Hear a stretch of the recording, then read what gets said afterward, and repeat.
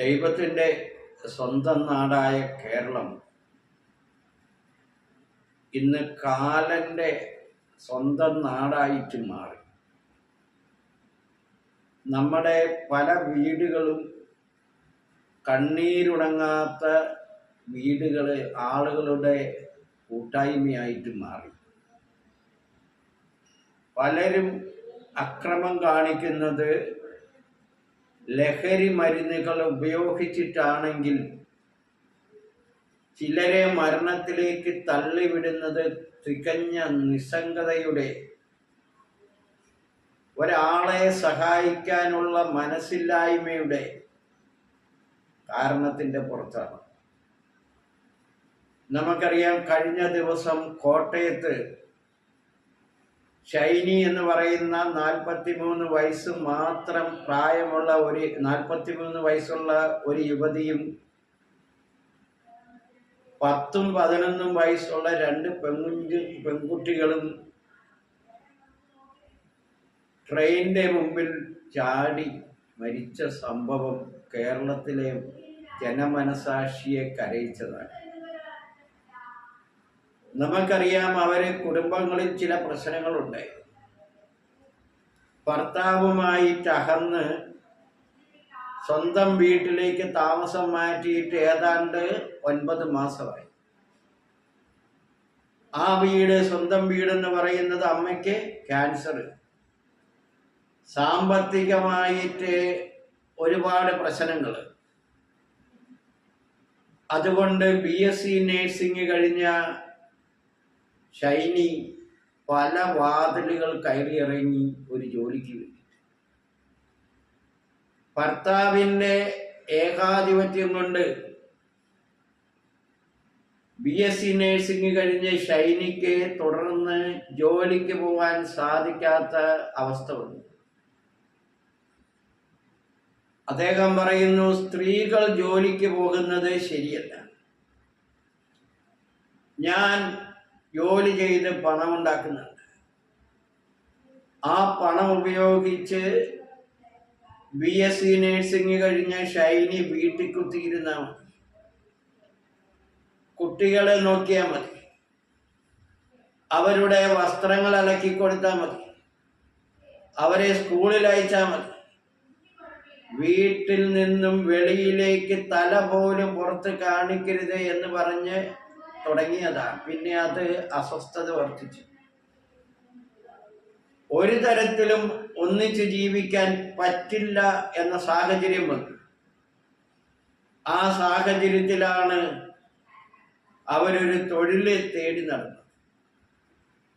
നമുക്കറിയാം, നമ്മുടെ നാട്ടിൽ അനവധിയായിട്ടുള്ള ഹോസ്പിറ്റലുകളുണ്ട്.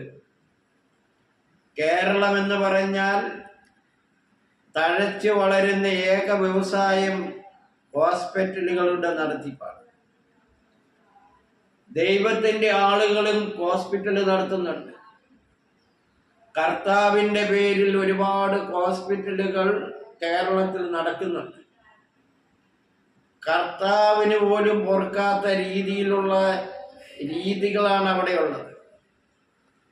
സാധാരണ ഹോസ്പിറ്റലുകളിൽ ഉള്ളതിനേക്കാളും വലിയ ഫീസ് കൊടുക്കണം. അനാവശ്യമായിട്ടുള്ള ടെസ്റ്റുകൾ നടത്തണം.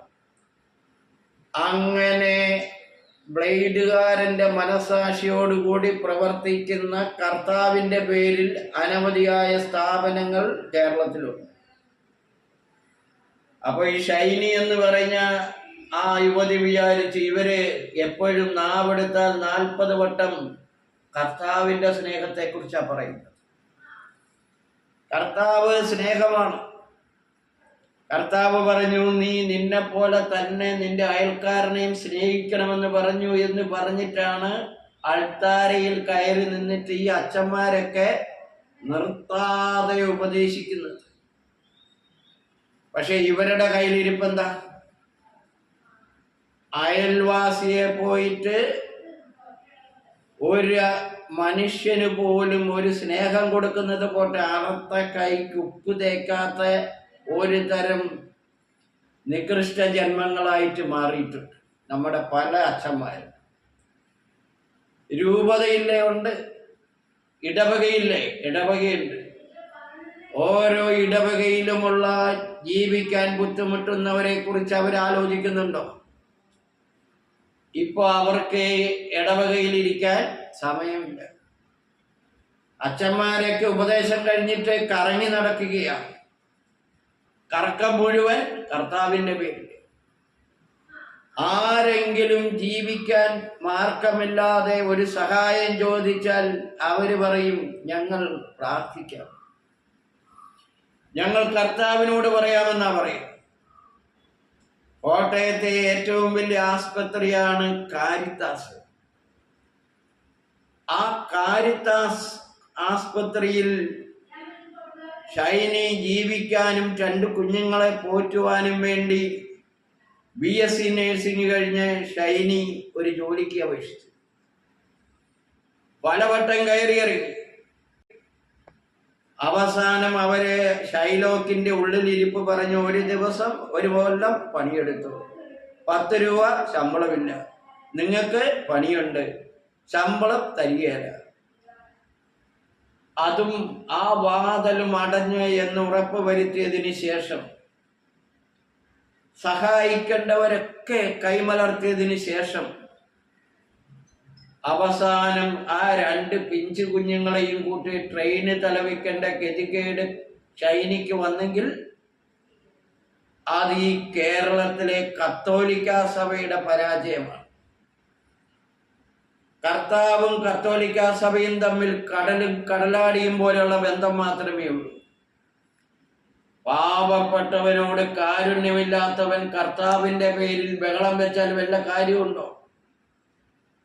അതുകൊണ്ട് എല്ലാ കത്തോലിക്കാ സഭകളും കർത്താവിനെ അനുകരിക്കുന്നവരാക്കണം.